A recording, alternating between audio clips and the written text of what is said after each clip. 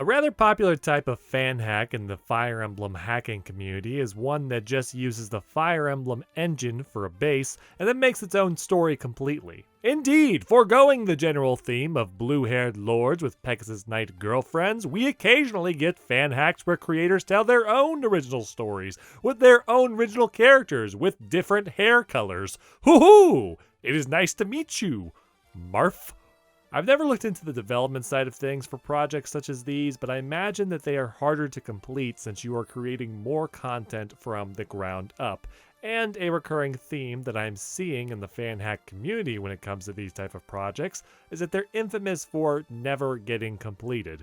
But I've talked about the reasons for that happening lots of times. So with all that being said, it's always refreshing when I come across a completed hack of this nature because of how often I seem to find ones that have a lot of time and effort put in, but then they just fell off the face of the earth. So let's talk about one today. This is The Road to Ruin.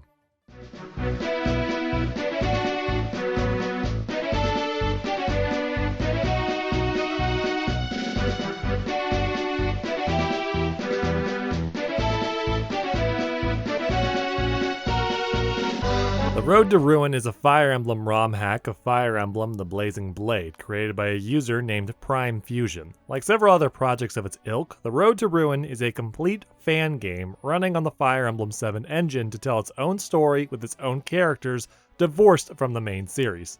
The story is set on the continent of Pandosia, a land made up of several countries that have enjoyed various periods of war and peace throughout their creation. But right now they're going to go to war again. What? What do you think was going to happen? That this was going to be the first fan hack that had 23 chapters where nothing happened and we all just sat around talking about politics and undercutting our own lore? Anyway, war does indeed break out between the two neighboring countries of Axum and Sybaris, and eventually the entire continent. Who'da thunk?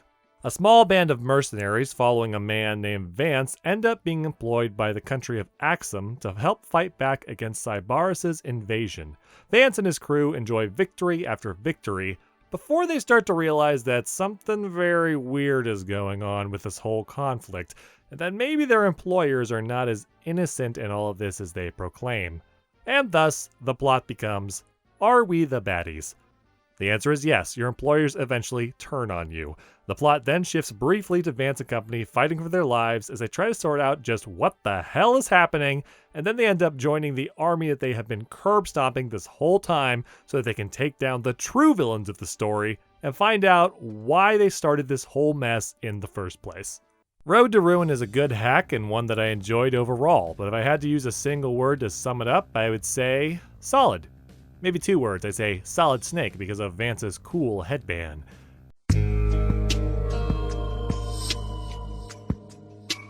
Am I reaching a bit here?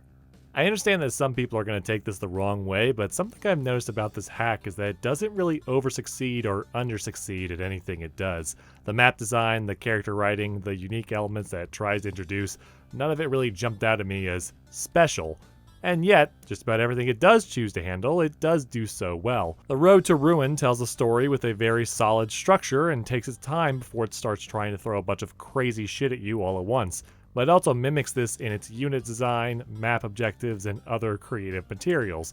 A lot of hacks I've played start trying to throw the unique stuff that the hacker has created at you right out of the gate. Other times they'll ramp it up slowly, and then by the end of the game you're seeing more original and borrowed concept stuff in the form of classes and weapons. And then sometimes the game just devolves into a completely unbalanced mess because creators were more focused on what they thought might be cool versus what was actually fun. The Road to Ruin chose the second option out of these, but still does so in a way where game difficulty and skill escalation felt natural. There was the occasional chapter that gave me more trouble than the previous one, but nothing ever reached full-on luck bullshit levels.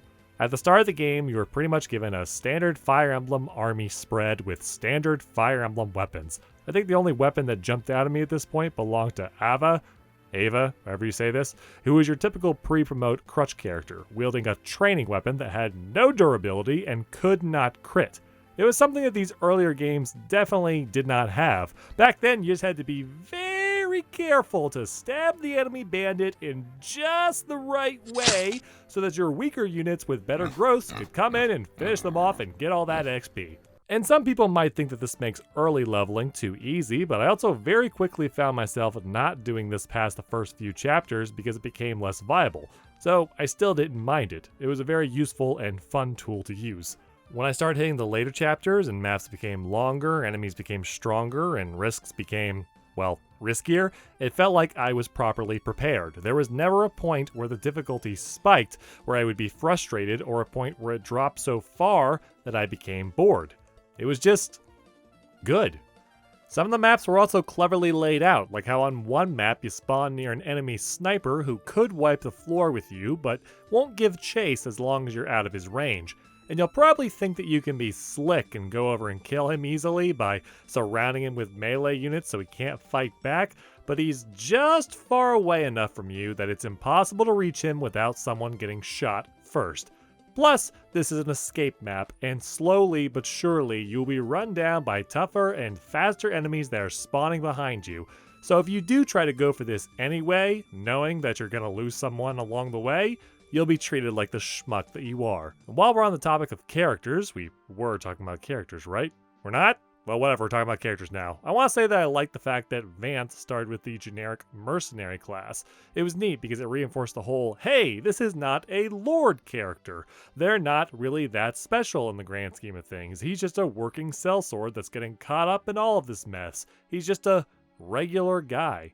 The closest mainline character I would compare Vance to would be Ike, obviously, but even Ike had his own unique classes in his games that nobody else in that series shared.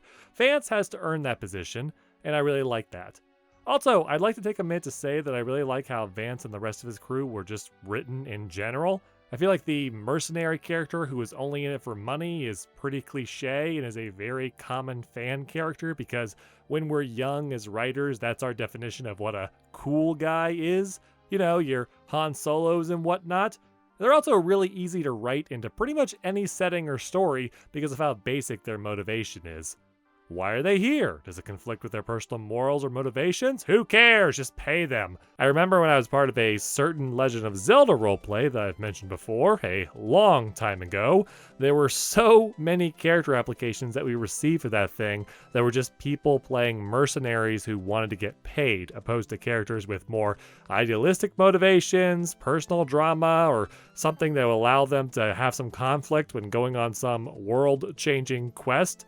It got to the point where we actually had to make a rule in the applications for people to please reconsider this character choice because we didn't want to change the title to The Legend of Zelda, if the money is good.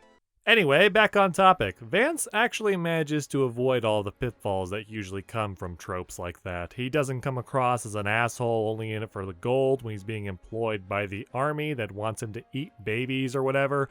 And he comes across as just a very level-headed and decent protagonist that is easy to get behind. His backstory is also slowly doled out in a way that feels organic and not rushed, and it's satisfying as you see it develop over the course of the story. The rest of the characters in his army are pretty good too. Nobody comes across as annoying or out of place. Nobody steals too much spotlight except for Ava, who's probably more of a secondary main character at this point. There are a serious lack of support conversations. I mean, most people only have like one chain, but there are lots of optional conversations between characters to help fill in those gaps and flesh people's motivations out. The game also does what it can to try and show the conflict from other characters' perspectives on other sides of the war as well. The couple of Gaiden chapters that you play have the interesting mechanic of putting you in the shoes of a soldier from the enemy army and being in control of a bunch of generic grunts. You know, the guys just slaughter en masse every single chapter. Well, this time they're on your side, and you gotta use them to protect your important unit character until a certain number of turns pass. This type of map was an interesting idea, but it's also one that I felt kind of just reminds me why Fire Emblem is the type of strategy game that it is, where one-off generic units aren't a great idea. Mainly because I didn't really care when they died. To be fair, the game does try its damnedest to make me care. You see some soldiers tearfully saying goodbye to their families before they go stand in the line of fire. But unfortunately, because they all blended together so quickly, I forgot who was who when they started dying, which made their sacrifices less poignant. Also, even if you're not a character writing sap like me, it was hard to get invested in characters that I knew weren't going to be around for more than one map. Part of the dilemma of losing a unit in classic Fire Emblem is the fact that they don't come back once they're dead. So you have to decide if you want to restart for them again or move on with your life and accept their loss and replace them. In a map like this though, where there isn't much consequence for losing your units, it just meant I was okay with sacrificing people, which strongly goes against what Fire Emblem is supposed to be about. The main character on these maps is a soldier named Aaron, and the story starts setting up like he's going to be the main deuterologist of the story by seeing the war from his perspective and opposing armies to the heroes, but once you finally encounter him as Vance, he just joins up and gets in line with everybody else.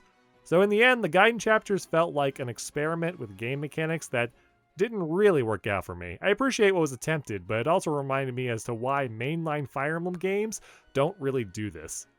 So, with all these positives I'm listing about the Road to Ruin, you're probably wondering why I'm being so lukewarm in how I was presenting it earlier. I mean, if it wasn't terrible, then why am I not singing its praises constantly at the top of my lungs? If it wasn't amazing, then why am I not condemning it with a fiery passion?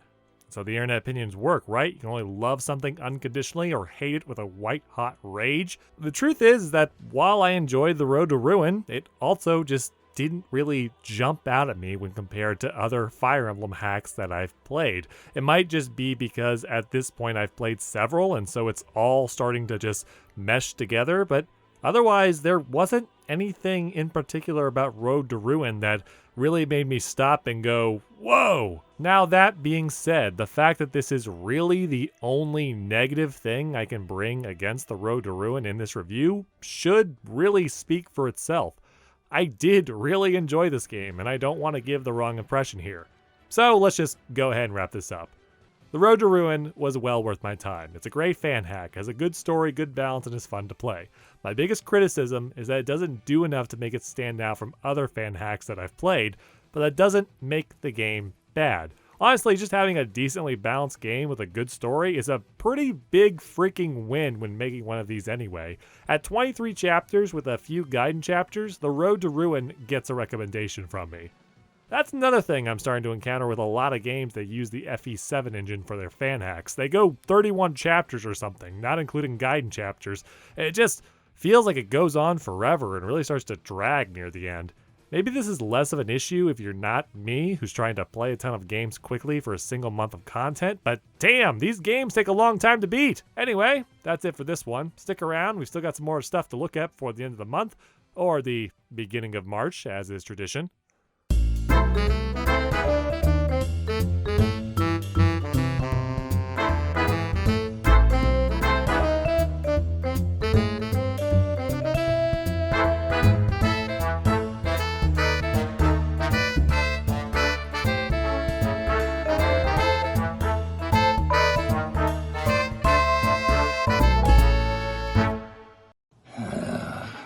Colonel, I'm trying to sneak around, but I'm dummy thick, and the clap of my ass cheeks keeps alerting the guards.